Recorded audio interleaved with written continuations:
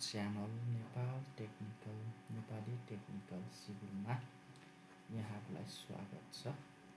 आज म चाहिँ तपाईहरुलाई स्टेयरकेस रिलेटेड जानकारी दिँदैछु। कुनै पनि बिल्डिङमा कतिवटा फ्लाइट हुन्छ, राइज कतिवटा हुन्छ, ट्रेड कतिवटा हुन्छ, राइजको हाइट कति हुन्छ, ट्रेडको लेन्थ कति हुन्छ, बिल्डिङ हाइटसँग यसको के रिलेसन हुन्छ, यस्ता कुराहरूको बारेमा जानकारी दिन गइरहेको छु। सर्वप्रथम त मसँग भएको एउटा फाइल छ, म त्यसमा तपाईहरुलाई भिजुअल प्रेजेन्टेसन चाहिँ कसरी भिजुअल प्रेजेन्टेसन गराउँदैछु। हेरौँ पहिला के रहेछ भनेर। सो पहिलो कुरा, मैले यो टोटल स्ट्रेकेस लेन्थ हुन्छ यो पोइन्टदेखि यो पोइन्टसम्मलाई है, जसमा मैले ल्यान्डिङ चाहिँ अहिले 2 फिट 6 इन्च ल्यान्डिङ राखेको छु। त्यसै गरी टोटल स्ट्रेकेस लेन्थ चाहिँ मैले 10 फिट राखेको छु भने मैले यो टोटल स्ट्रेकेस लेन्थबाट ल्यान्डिङको लेन्थलाई माइनस गरेँ भने चाहिँ हाम्रो टोटल ट्रेडको लेन्थ आउँछ। टोटल लेन्थ अफ ट्रेड भन्दा हुन्छ है। यो भनेको 7 फिट 6 इन्च आयो। त्यसलाई मैले यहाँ देखाएको छु।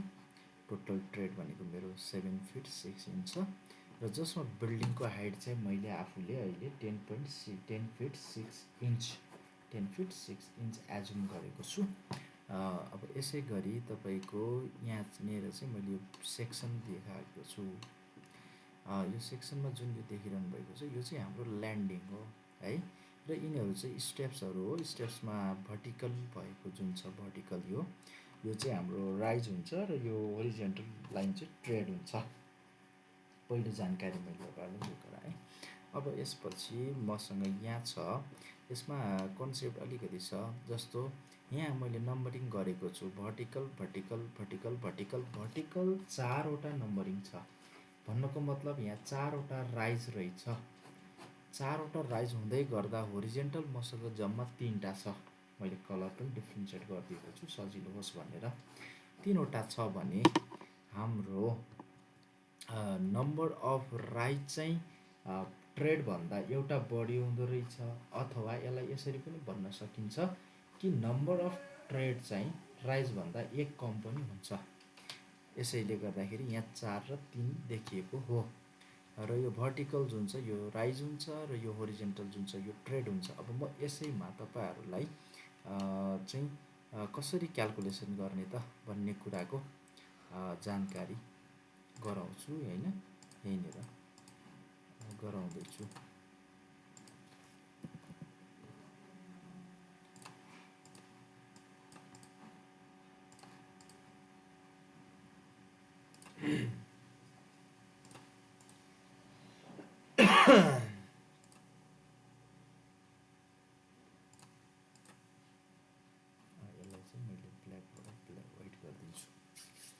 अब यहाँ मैले अघि भने भर्टिकल हैन, भर्टिकल लाइन भन्ने बित्तिकै हामी राइज भनेर बुझ्छौँ है। भर्टिकल लाइन भन्ने बित्तिकै हामी राइज बुझ्छौँ। त्यसै गरी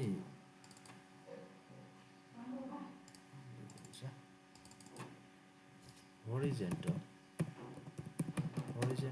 लाइन भन्ने बित्तिकै हामीले ट्रेड बुझ्छौँ पहिलो कुरा। अब मसँग यहाँ बिल्डिङ हाइट छ 10 फिट 6 इन्च, मैले अघि नै भनिसकेको छु। स्ट्रेकेस लेन्थ मैले टोटल स्ट्रेकेस एलएनजी टेस्ट लेन्थ चाहिँ मैले 10 फिट लिएको छु। त्यसै गरी मसँग ल्यान्डिङ चाहिँ 2 फिट 6 इन्च ल्यान्डिङ छ। त्यसै गरी अब टोटल ट्रेड मैले अघि तपाईहरुलाई भनेको थिएँ, टोटल ट्रेड भनेको स्ट्रेकेस एलएनजी लेन्थ माइनस ल्यान्डिङ गर्यो भने चाहिँ हाम्रो जति बच्यो नि त्यो चाहिँ 10 feet 6 inch minus 2 feet 6 inch equals to 7 feet 6 inch. यो चाहिँ हाम्रो ल्यान्डिङ भयो है। यो ल्यान्डिङ भइसकेपछि अब मलाई यो ल्यान्डिङ भएपछि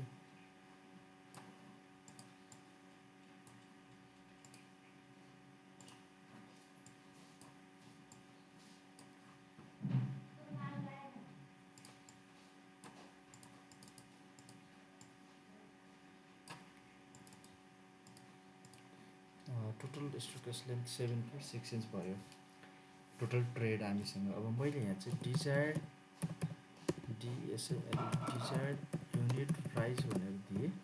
यो भनेको मलाई कति राइज राख्न मन छ त त्यो कुरा हो। त्यो भनेको मैले 6 इन्च लिँदैछु भने अब मसँग नम्बर अफ राइज कति हुन्छ त नम्बर अफ राइज भनेको टोटल बिल्डिङको हाइट जति छ बिल्डिङ डिभाइडेड बाई मैले चाहिँ अब डिजायर्ड युनिट राइज गर्नुपर्ने हुन्छ।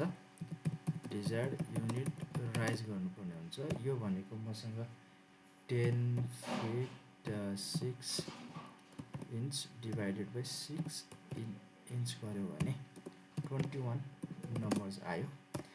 अब यसमा तपाईँलाई मैले अर्को कुरा के पनि भनेको थिएँ भन्दाखेरि जानकारी दिएको थिएँ कि यसमा मैले अघि भनेको थिएँ टोटल नम्बर अफ ट्रेड चाहिँ नम्बर अफ ट्रेड भनेको equals to rise number of rise minus 1 हुन्छ इक्वल्स टु 21 माइनस 1 गरौँ इक्वल्स टु 20 नम्बर चाहिँ हामीसँग नम्बर अफ ट्रेड छ भने अब मलाई चाहिँ यहाँ दुईवटा फ्लाइट हुन्छ यसरी यहाँ अघि देखाएको यतादेखि एउटा अनि यता ल्यान्डिङ अनि यहाँबाट माथि जानुपर्ने हुन्छ जसले गर्दाखेरि मसँग त्यो पनि भयो। सो अब मैले नम्बर अफ ट्रेड त्यति भइसकेपछि यहाँनिर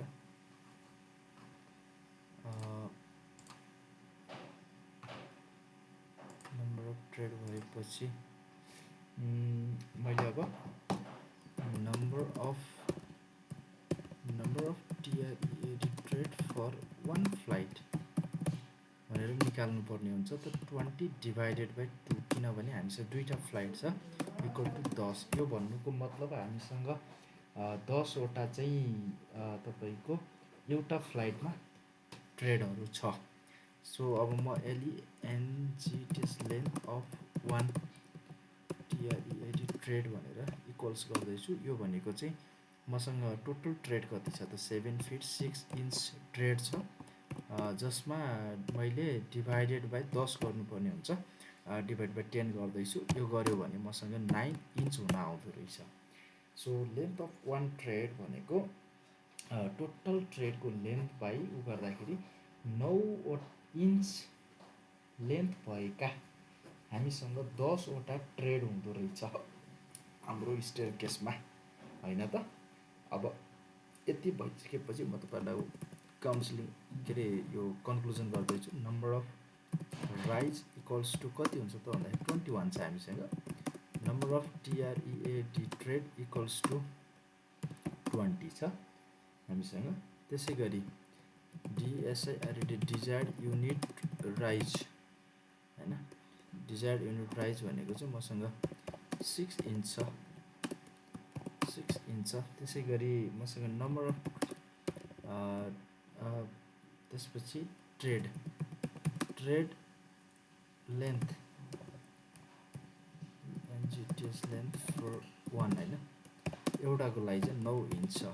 सो हामीसँग हाम्रो बिल्डिङमा जुन हामी स्टेयरकेस बनाउँदैछौँ 10 फिट लेन्थ भएको जसमा 2 फिट 6 इन्च ल्यान्डिङ भएको जसमा हामीसँग टोटल लेन्थ अफ ट्रेड चाहिँ 7 फिट 6 इन्च छ। त्यसमा चाहिँ हामीसँग नम्बर अफ राइज 21वटा हुँदो रहेछ। त्यसै गरी नम्बर अफ ट्रेड पनि तपाईँको नम्बर अफ ट्रेड 20 हुँदो रहेछ। मैले अघि नै भनेको थिएँ नम्बर अफ ट्रेड चाहिँ जहिले पनि नम्बर अफ राइज भन्दा 1 कम हुन्छ।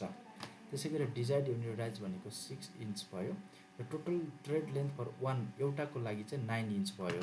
त मैले यहाँबाट तपाईँहरूलाई कसरी क्यालकुलेसन गर्ने भन्ने कुराको जानकारी दिएँ।